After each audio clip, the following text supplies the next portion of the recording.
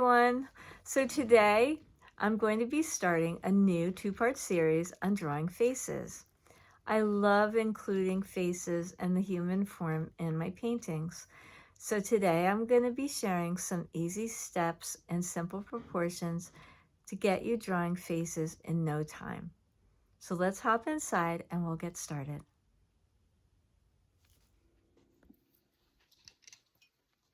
First, we're just going to talk about the proportions of the face. So I have a piece of regular drawing paper here and a drawing pencil, a couple of different ones here.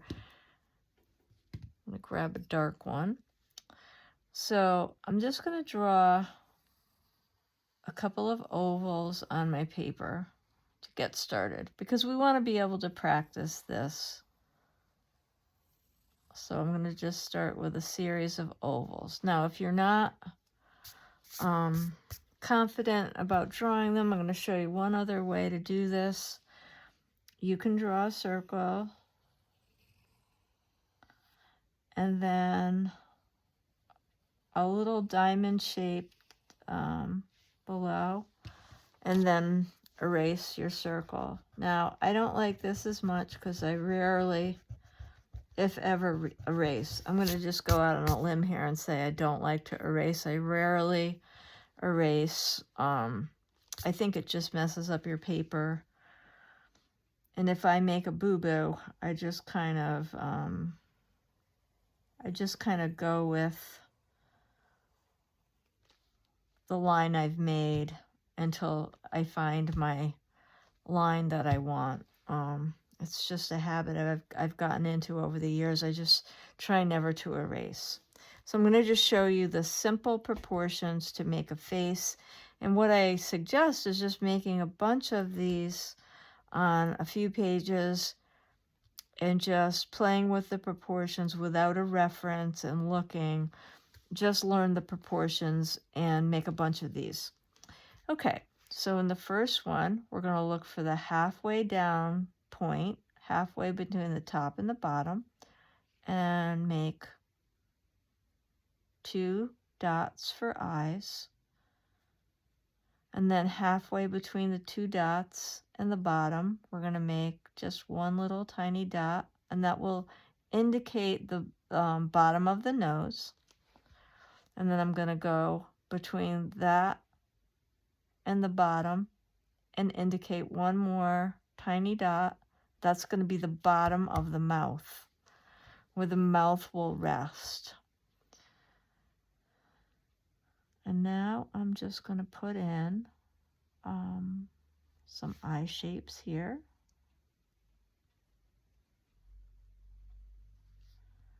I'm going to make a nose shape.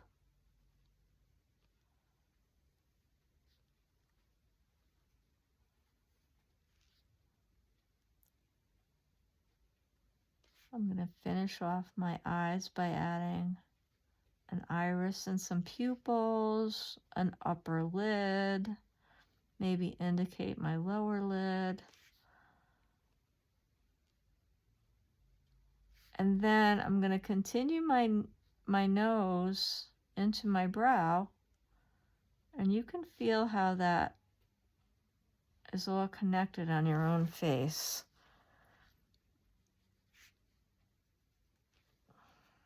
Okay.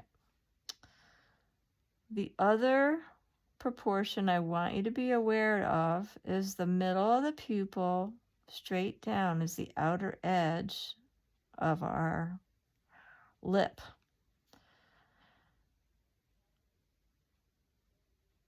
So I'm going to go ahead here. I'm going to get my lips started.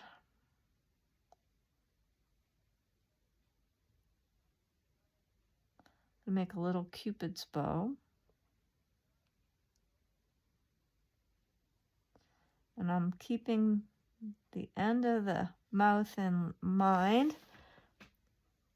coming just to the outside, right to the middle of that pupil. And I'm using that other dot I put as the bottom of my lip. I'm going to indicate a little chin here. Now, on a lady, our neck is just a little longer and thinner and a little graceful. I don't want to make our neck too thin because it has to support our head, which is quite heavy.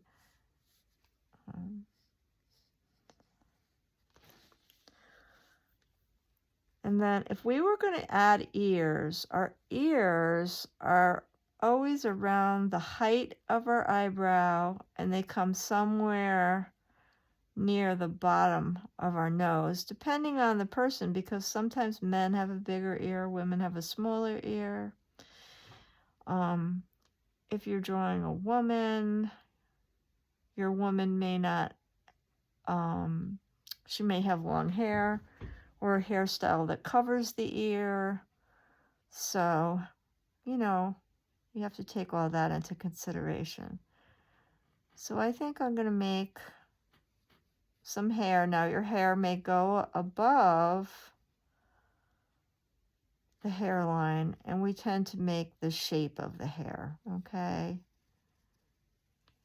So I'm going to make my lady have some bangs and maybe just a slight wave. So maybe the little indication I made for her ear won't show. And I'm just going to bury it in her hair. Now I always make the shape of the hair. I don't tend to do individual strands. And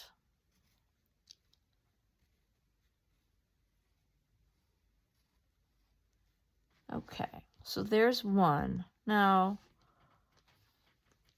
you can go along and do the others, and you know, do several of these until you're comfortable. I'm going to put some necks in.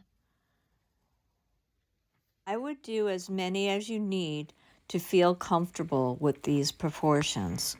And in the next clip, I'm going to just show you some examples on regular photographs.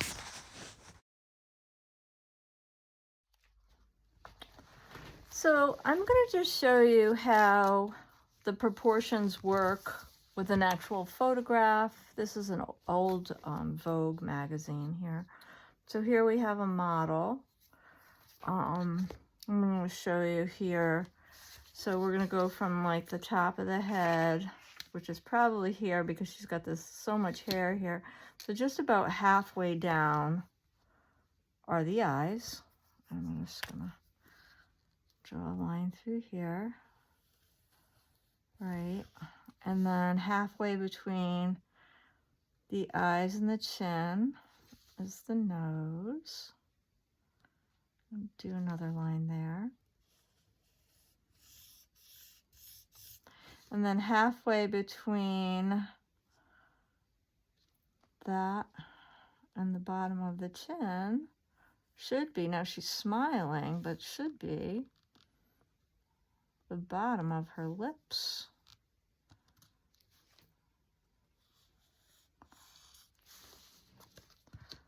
And there you go.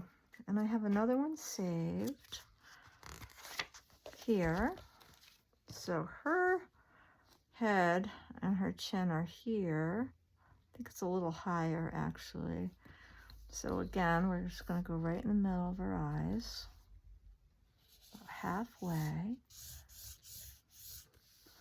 And then halfway between the bottom of her chin and her eyes is going to be just about the bottom of the ball of her nose, right there. Oh, that line didn't come out so great. Let's see. My Sharpie's running out. And then again, halfway between the chin and the bottom of her lip. Chin and the bottom of her nose is her lip. So there you go. Let's see. On this page, well, let me just make sure I don't have any glare. You can see on this model how the bottom of her eyebrow coming across is just about the top of her ear, and then coming across where her bottom of her nose is. That's where her ears are. Then the other thing, oh, I forgot to talk about, was how the pupils line up with the edge of the lips. So, like we talked about on the proportions. Okay, so those are things that are pretty much, let me see where the other one was. Oh, I don't know if I can find that other picture, but those are things that are pretty much universal. If I don't find that one, we'll find a different one. Let's see.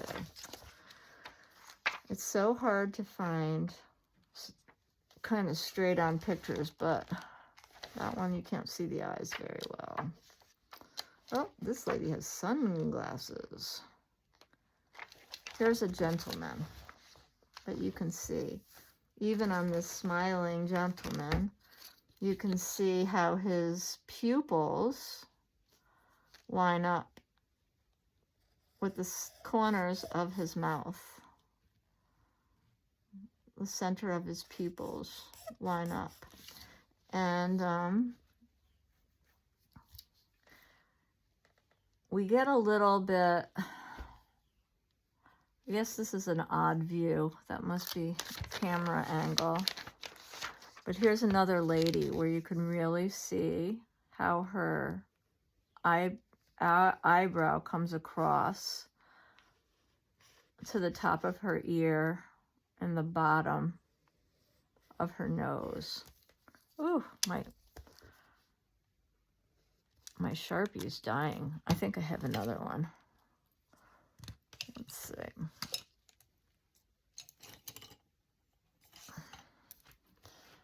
Okay.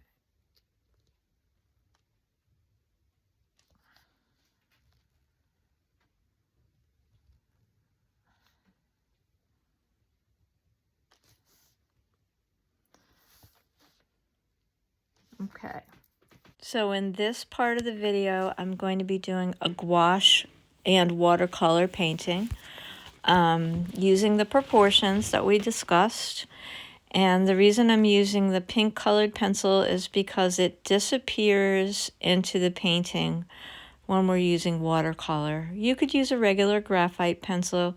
Sometimes I do because I don't really mind the pencil marks, but sometimes if I want to hide them, I use pink or red or magenta colored. So now I'm looking for my proportions. I'm going halfway between the top of the head and the chin and finding those two little dots for the eyes, okay? And I was a little too high the first time, so I just lowered them.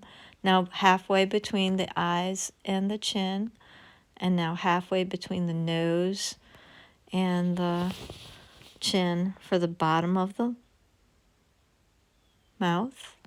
Now I'm just getting my eye shapes in, my nose shape in. And I'm drawing. Now the nose goes right up into the eyebrows, and you could feel that on your own face. It just kind of starts the orbit of the eye. Okay. Adding some eyelids. I'm adding the pupils here on my eyes. Adding eyelids. Sometimes I indicate a little lower lid, which I'm doing there.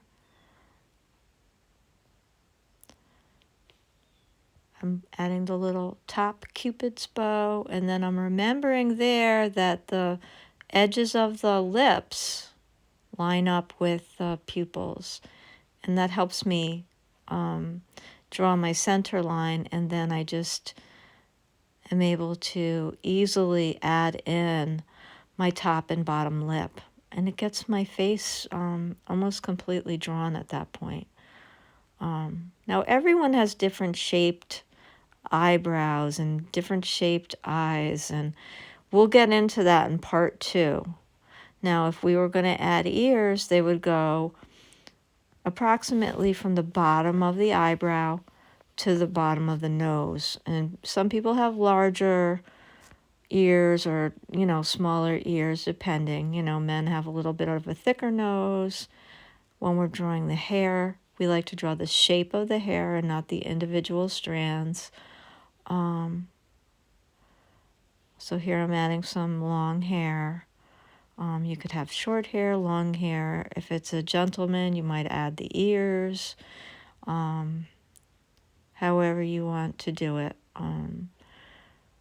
In part 2, I'll be adding in photo references and how we use right brain drawing. Right now we're drawing without a reference and just using the rules of the face to complete faces. We're not using a reference at this point, or trying to get a likeness. Okay, so now I'm going to be mixing some colors for the face, and I'm going to be using yellow ochre, primary red, burnt sienna, magenta, and white. Okay, and this is how I'm mixing my beige colors, and I'm mixing a bunch of different things together. So the yellow ochre with just a little bit of that primary red color to pink it up a bit, then adding a lot of white, and then I have some more of the same but darker, and I'm adding a little of the burnt sienna into that to get the darker shadow tones up in the left corner. So those are the 4 different colors from light to dark that I'll need for my shadow tones. And then I'm just going to start painting in where the light's going to hit and where the dark tones will hit. I'm outlining in cadmium red, which is a warmer red than my primary red. And I'm just kind of outlining my features. Some of that will disappear a little bit as I start to block in my shadows. And as I do this, I work my way around the painting when I'm painting in watercolor, because it gives each section that I'm working on a little bit of time to absorb into the paper and dry.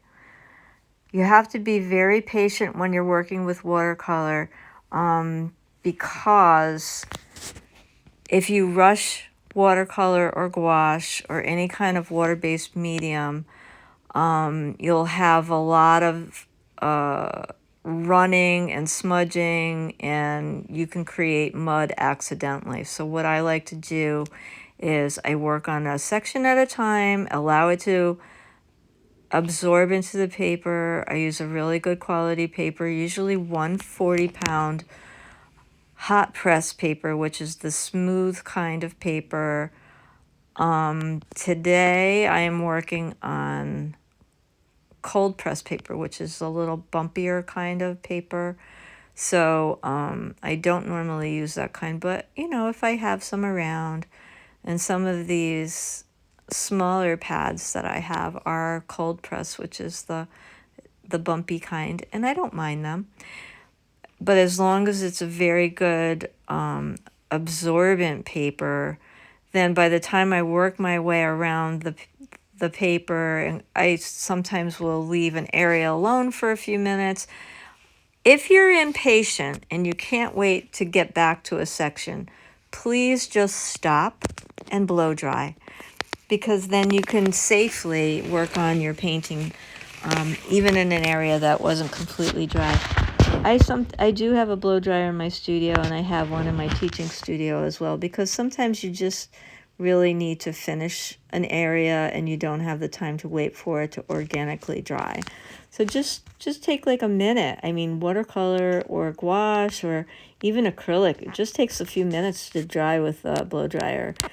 I know that when I teach my children's classes, they can't wait to blow dry their paintings, because they think it's like the best fun to just stand and blow dry stuff.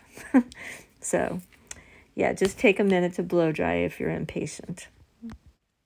So what I did there was I just created my lips. I made a little darker line in the center, and then on the outer portions I did a little bit of a darker highlight, and then in the center I put a little bit of a lighter tone. You'll notice when you start looking at references. Now, I've painted from life so much, done a lot of life drawing, and I've painted so much from photo references and light references that I kind of know at this point where the light hits your face and where the shadows fall. So even painting without a light reference, I can do that. And you'll get to the point where you're able to do that as well. So I just do that because I think it looks more natural when you don't have things all one color. So usually one side of the face has more dark highlights than light highlights. I know that we always have darker highlights around our eyes because our eyes are inset. And so that's what you'll see me doing here. Instead of painting everything one color, or using just one color to paint the face, I'm using a lot of lowlights and highlights. And that's why I created 4 different skin shades to create my lowlights and highlights in the beginning. And those are located in the top. I have a very light color on the right hand side. The 2 lightest colors and the 2 darkest colors are on the top left. Now, interestingly enough, those colors, just in different ratios, are the same ones I would use to paint a dark-skinned person. You know, we would just use the darker colors proportionately to paint a brown-skinned or darker-skinned person. So I would be using those same colors, the pinks and the reds and the white and the brown, you know, the burnt sienna, the yellow ochre, or raw sienna. Sometimes I substitute raw sienna instead of yellow ochre with the white, because there's so many highlights on a darker skinned person that we're going to be using those same colors to create those skin tones, just in different proportions. Because there are a lot of pinks and magenta colors and so much light where the light hits their face that you'll see these very same tones in a dark-skinned person.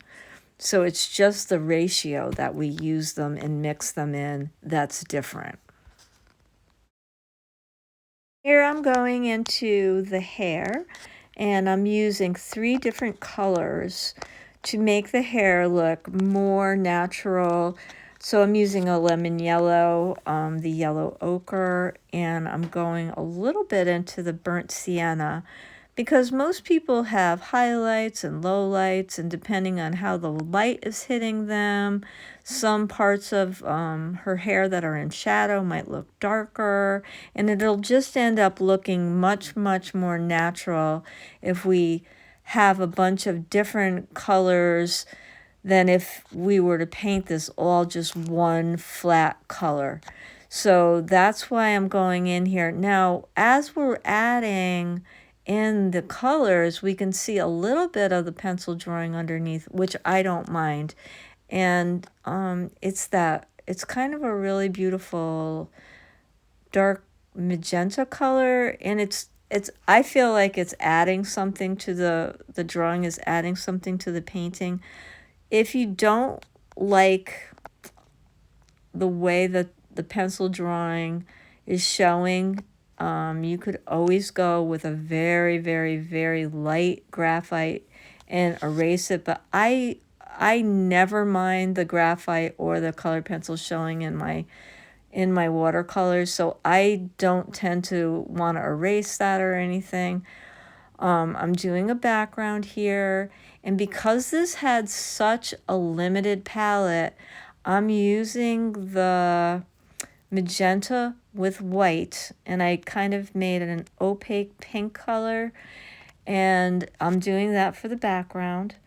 And because that hair is so wet, I'm leaving the smallest, tiniest white line around the edge. Now, because you can do it that way, the way I'm doing it, or you could get up and blow dry this. And I didn't feel like it, and I don't mind the white line because I think it brings more light into the painting.